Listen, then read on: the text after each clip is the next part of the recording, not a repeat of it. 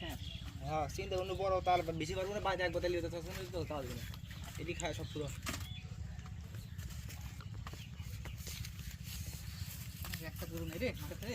জাম পাড়া শেষে আমরা আসছি তাল পারবার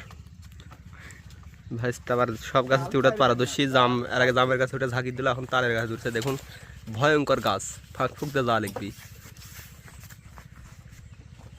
কিন্তু এর আগে ভাই তারা মনে হয় উঠেছে তাই নো টেনশন আর রাস্তা জানা আছে সুরঙ্গ কোন সুরঙ্গে যা লিখবি উপরে তাল কাইরাই ফেলছে 2-4 বাদা আছে যে দেখুন ফাঁকটা একটু দেখা যাচ্ছে